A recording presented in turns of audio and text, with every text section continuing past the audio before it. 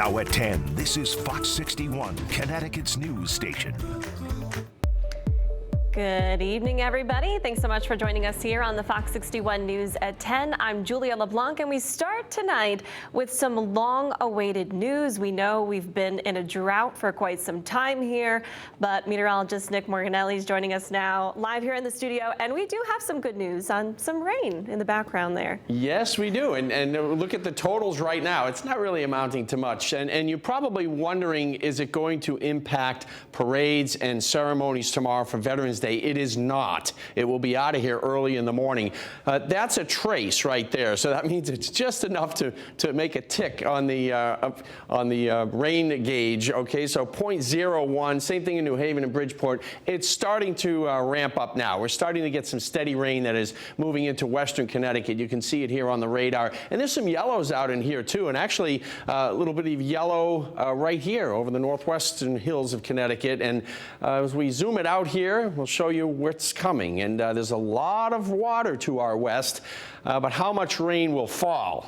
Not enough to put a big dent in the drought for sure, but anything is welcomed at this point because we've gone about 3 months with not much rain at all. So this system will be moving in. We should accumulate by about 9 o'clock in the morning somewhere close to these numbers, 1/4 of an inch to maybe a 1/2 an inch if we're lucky. Some areas maybe even getting just 1/10 of an inch. You see there, Windsor Lock. So we'll see how that all works out. Overnight tonight with the rain and the clouds, we've got a mild night. Temperatures in the lower 50s.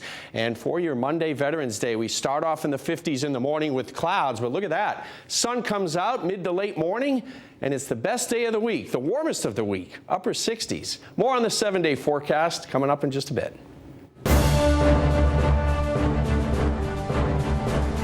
All right, Nick, thank you so much. Well, Veterans Day is tomorrow, of course, and a family in Tallinn invited us to join them today for the celebration of their very own hero. Now, he's a veteran who served in the Pacific as World War II drew to a close, and this Wednesday, he will turn 100 years old. Fox 61's Kayla Gade has the inspiring story you'll see only on Connecticut's news station tonight. Making it to 100 years old is a huge milestone, and to celebrate, Robert Garabedian's family threw the World War II veteran a party. Friends and family members gathered around Robert Garabedian, watching him blow out his birthday candles.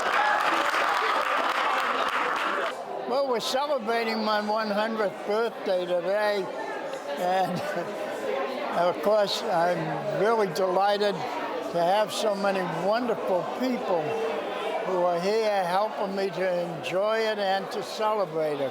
At his party, there were food, games, photos of young Garabedian, and awards given to him. To others, it may just be another day, but to him, it's a milestone. When I was younger, 18 years old, I didn't expect to live to be 19. In his teenage years, he decided to serve his country in World War II and was determined to become a fighter pilot for the Army Air Corps. Because I was inspired by what they were doing over there in England in fighting off the Nazi invasion. And those people became my hero, and I wanted to emulate them. After putting in a lot of effort, going through training and passing tests, he finally got his wings and commission in December 1944. And he was really proud of his military service. He didn't serve for very long because World War II ended right as he was finishing up. And while that is true for Garabedian, and he says he is fortunate to be alive, that's not his #1 accomplishment. Instead, it's meeting the love of his life. We got married, and we were married for 72 years, and we were very blessed by God, and we had 12 children. One of those children is Eileen Gay. He's just a sweet person, and he's very generous with his money, but with his heart, with his advice. Gay and her son recall some of the memories they share with him. He can talk to anyone and make them laugh or share a poignant moment. So just a great storyteller. We went to Montreal for Expo 67, Florida, New Hampshire. He took us everywhere. Until this day, Garabedian is still active by exercising twice a week. He also participates in activities with the Colchester Veterans Honor Guard. This is a group that helps with funerals, providing honors to deceased veterans throughout our state. Some of those members were at his party. We're really proud to have had him as a member, and we still regard him as one of our active members. I appreciate the love and affection of my family and friends and relatives. Garabedian hopes to live to be 110 years old. In Tallinn, Kayla Cade, Fox 61, Connecticut's news station. I'm sure he will make it a very happy birthday to Garabedian from all of us here at Fox 61. Thank you so much, Kayla. Now, tomorrow is a federal and state holiday with all government offices closed. Of course, no mail will be delivered, but private delivery services will be out and about. Schools, stores, and banks have the option to close. CT Transit will offer free rides to veterans as well as active duty military personnel. All you have to do is show your ID. Plus, there will be ceremonies and parades across Connecticut. Find out about all of this at our website, fox61.com, and at our free Fox 61 News app. And some celebrations for veterans didn't wait for the holiday tomorrow. CB Cotton takes us across the USA. Parades and celebrations honoring America's men and women in uniform this Veterans Day weekend. Just glad to see that people come out and honor their freedoms that people fought for them. The holiday originally started as Armistice Day, celebrating the end of World War I, ultimately changing the name and becoming a national holiday in the 1950s. While Memorial Day honors those we've lost, Veterans Day recognizes those who are still with us, along with their patriotism, service, and sacrifice. Regardless of where they were, regardless of what they were doing, they were giving up their life, prepared to give up their life for their country. Those who've put on the uniform say their service helped give them perspective about what's important in life. What it instilled in me is to continue to give back to my community. That theme of giving back seen in action this weekend in Georgia. U.S. Army veteran Deron McCall deployed to Iraq in 2009, but fell on hard times after coming home. The local VFW post working alongside another veterans group to make things just a little easier, gifting McCall a free car. This particular car had to go to this vet because when I read his stories, I was in tears. It means everything because it's not just necessarily, back and forth to work now. It's more of expanding my life. That group, Southern Crescent Veteran Services, is still looking for vehicles for 8 other veterans. If you'd like to donate or help out, they've got information posted on their website.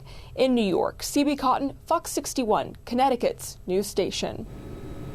Well, it's a tradition for the Yukon Huskies, and it's back in action in stores today, or at least it was. Just about 1,000 people gathered in the heart of campus for the Husky Run and Ruck to honor those who serve our country.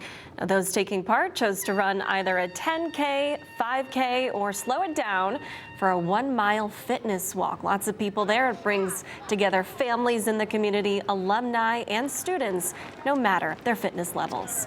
It's a great way to build community. It's a great way to stay fit and active, and that's what we embrace at Yukon Rec every day, keeping our students and Yukon community healthy. Now, the event raises money for Yukon's Office of Veterans Affairs and military programs, and it also provides scholarships for military and veteran students. Proceeds are also put aside for the Kyle Milliken Fund, who was a Yukon track athlete turned Navy SEAL. The father and loving husband died while serving our country in East Africa in 2017. Now that fund supports other Gold Star families who are left behind when service members are killed in battle. This is a tremendous opportunity where we all get to come together and honor, Kyle's legacy, one that really just exemplifies determination, perseverance, leadership. Kyle was an American hero. He was known at Yukon for his bravery and his toughness, and so it's really cool to come out here, run the same course he did, and try to embody that toughness. Now, the runners who you just heard from there ran the infamous Bone Mill Loop, which is a staple for all Yukon runners and athletes. It's also the same loop Kyle used to run when he was a Yukon Husky. Those involved in the event say it grows every year, and they do hope that trend continues. And from all of us here at Fox 61, thank you to our veterans for your service, and congratulations to all the runners and walkers who took part today. Well, new tonight, police in New Haven are investigating a deadly hit-and-run crash that killed a man while crossing State Street. Officers say the driver hit him just after 2 a.m. Louis Timblia did not survive. Police are looking for a black Honda Civic that has front-end damage. It was last seen heading north on State Street toward Hamden with a red Honda Civic following it. Police are asking anybody with information to please give them a call. And tonight, there's another crash that killed a pedestrian in Connecticut, this time in Bristol. Police there say a driver hit a person at Barnes Highway, otherwise known as Route 72 at Lincoln Ave. This happened around 5:45 tonight. No word at this hour whether the driver is facing charges. There are still road closures in that area. Now, brush fires are still burning across Connecticut, as they have been for weeks now, and hopefully we can add more rain into the mix to try to help out that situation just a little bit. In Northfield, volunteer firefighters shared these photos with us from a fire last night. It was 3 alarms. The flames, we're told, scorched an area from Campville Road to Valley Road in Harwinton. 60 firefighters from across that region battled the fire across the very steep terrain. After 4 hours, the fire was out, and so were the hot spots.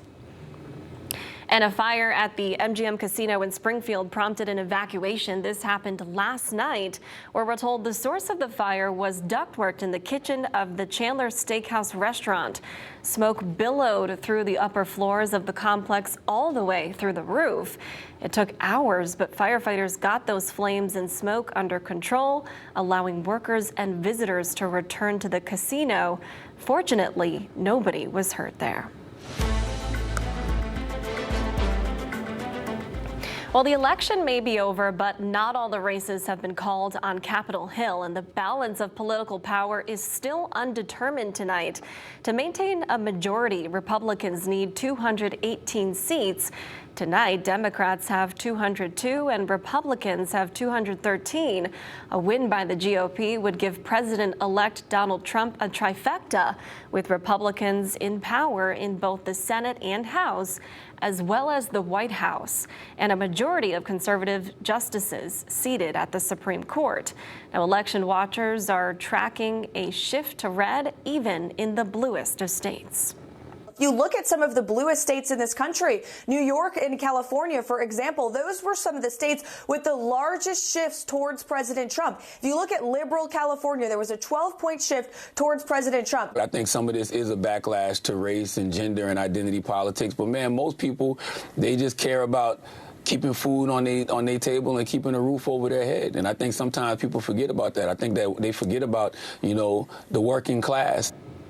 Now, it could be days before we know who won House seats in California, since mail-in ballots there can be counted even if they arrive up to a week after Election Day. So as long as they were postmarked by November 5th.